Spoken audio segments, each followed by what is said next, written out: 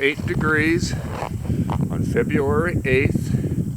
I'm here at the closed, as we can see, closed road. It's called Iron Mountain Road. And what I'm going to do is cross-country ski up the fresh snow. It's quite, see how interesting it gets. But it's got pigtails up there built out of logs, pigtails, and a few tunnels that are carved so that when you go through them and you look straight forward, you see Mount Rushmore. So obviously we're in the area of Mount Rushmore here, just a bit away from the entrance. It's right back that way. And what I'm going to do now is throw my skis on and go on a nice little Gilligan, as I call them, little 3-hour adventure, and see what this day brings me. It's no wind, and sunshine, which makes the temperature at 7 or 8 degrees very livable. So with that being said, I gotta get my skis on and get with it.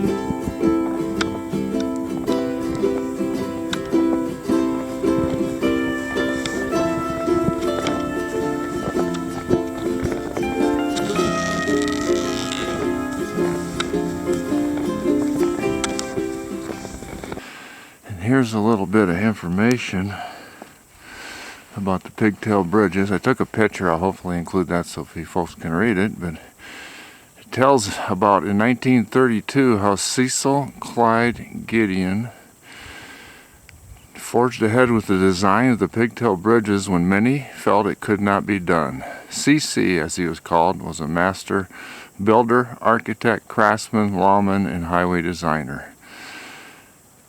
He did all this work from the Game Lodge in Custer State Park, and him and Senator Norbeck planned it all out. It goes on from there. They wanted it to be rustic, and none of the bridges are straight or level.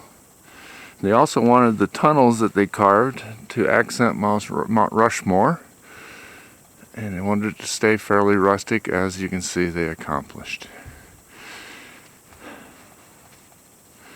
Quite an accomplishment, Mr. C.C. Gideon in 1932.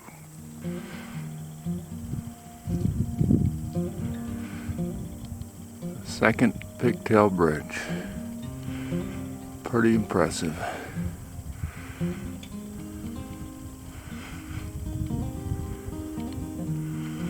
I'm going to ski under it, go to the right, and loop over the top of it.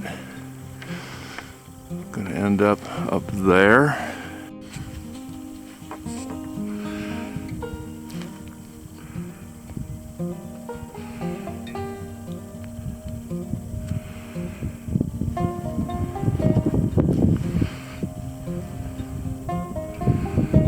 So I'm going to follow the road around to the right, loop over above me here, keep following the road, and hopefully this shows up. Straight ahead, I'm going to end up on another log bridge, straight up there. onward.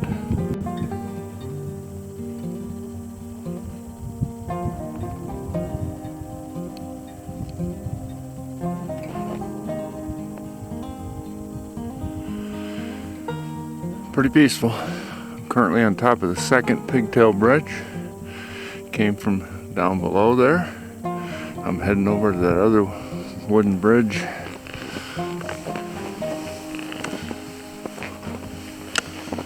Right over there. So my next move, I hope, is to find a tunnel.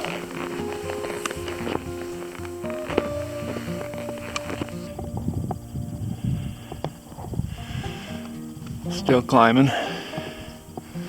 of course. And here's the third bridge, or fourth, whichever. Once I get up and over this bridge, my instincts tell me there'll be another tunnel shortly. This is the third or fourth bridge, however you want to count them. It's actually the fourth bridge. And this one has its own tunnel.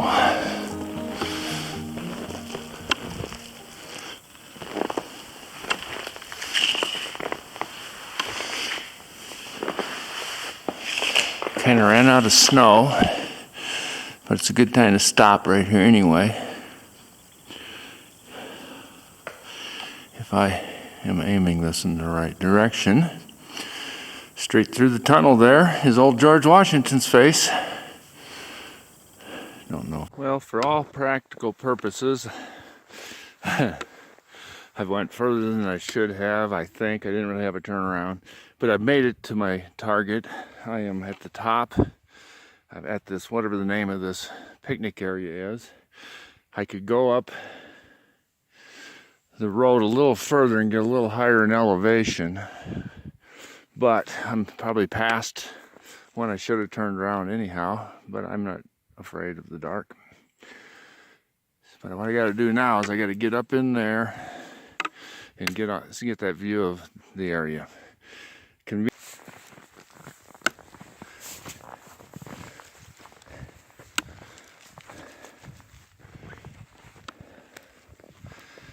There's some of the needles type formations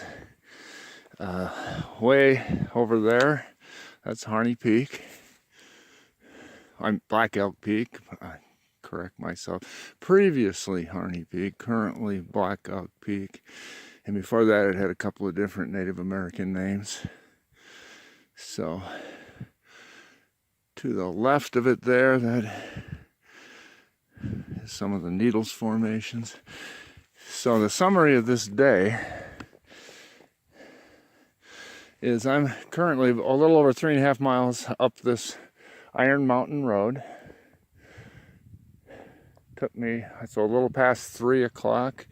So I'm a little bit beyond where I probably should have turned, but oh well. I'm gonna ski downhill on the way in and not film much because I ran my 2 batteries out of my camera. Neither one of them were charged. I think I left them on at times. The beautiful thing about being right here is I'm the only one here. It's quite a view, quite a Gilligan. When I talk about Gilligans, I don't know if I've ever really explained it. All a Gilligan is from modeled after Gilligan's Island, and they went on a 3-hour tour, and that's what I often head out to do. And has happened to Gilligan and the captain and skipper and Mary Jane and the professor, they ended up a lot more than 3 hours. So I'm over 3 hours into this, and I really don't care because I'm really out there and it's worth it. Down below me in this valley is a whole lot of interesting stuff. Down below there is the Black Elk Wilderness area. Also, the 111-mile Centennial Trail travels through there. The Black Elk Peak. Over to the other side of Black Elk Peak there is Little Devil's Tower, which is almost 7,000 feet. And a whole lot of other interesting things. That's One of the interesting things in the area is, of course, Mount Rushmore. And wow, this Iron Mountain Road with the pigtail highways, pigtail bridges, yeah, I guess it's a pigtail highway, closed in the winter for my enjoyment. I better ski back down there and go sit by the fire and tell my story. Once again, it's good to be out there. I'm heading down to find my skis now. It's 3:23. I wanted to stop for a moment and talk because I forgot to say the elevation at the top is 5,270 feet. So I don't know, when I get to the bottom I'll hopefully remember to look and figure out what the climb is, but it feels like probably about, I don't know, I'm gonna guess 700-800 foot climb. We'll see what happens if I remember to check it at the bottom. So here I go. My turnaround time is going to be about 3:30. Pit stop to get batteries into this phone. Get my skis off so that I can hike through this tunnel. Was going to get a drink of water, but this is ice, solid ice, frozen. It's not much to drink, so we're going to get a drink of water when we get back to the car. There's Mount Rushmore right over there. Wow, what a good adventure. Here I go. Camera told me at the top that it was out of battery, and then I turned it on right now and it's not out of battery, so it's probably almost out of battery. So my next move is to get through there. Been cruising. Had a pretty good wipeout up there. I felt like laughing. I'm a bug and I've fallen and I can't get up. But no harm, no foul. I figured I got up. I don't know how. I got one ski pointing one way and I got another ski pointing the other way, and it was really difficult to get out of them. So I only wish that I'd had the film on then. So can't see. God dang, the frozen sunglasses. My gloves were frozen in a wad after that stop there, so I got out my handy dandy mittens. I better get moving though. Everything's freezing up. Must be cold out. Who knows? I can take these glasses off, I guess, and see my way back. Okay, we're through the tunnel. Had a heck of a time getting my skis back on because I can't. The sweat is freezing on my glasses and I can't see what the heck I'm doing. So I better get moving. I did get my skis back on. That's a good thing. Didn't want to walk down there. Here we go.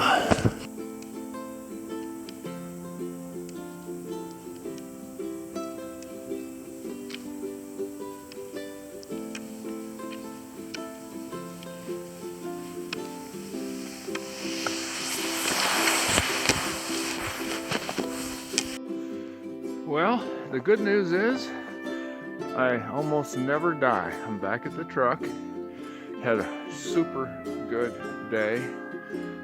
Oh my, the snow it was perfect skiing. The summary of the day is I skied up to that first parking lot, picnic area on Iron Mountain Road. Round trip is just under 7 miles.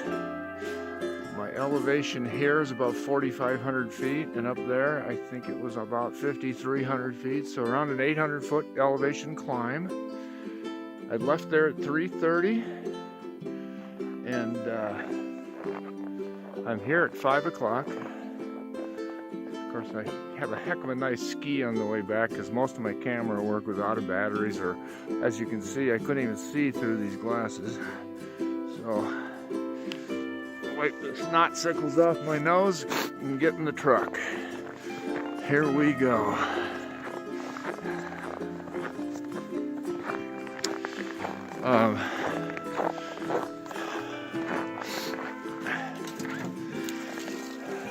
Gonna have to thaw this out. It's a little bit of water left. I'm sure the ones in the truck are frozen solid because this one was right up against my body. I can't get the lid off. It's frozen. So other than that, everything's going perfect. I don't know the temperature right now. Must be about 0, I suppose. It was 7 to 8 degrees when I took off. Sun's down. This was a great adventure. Couldn't have worked out better. So I better go back to town.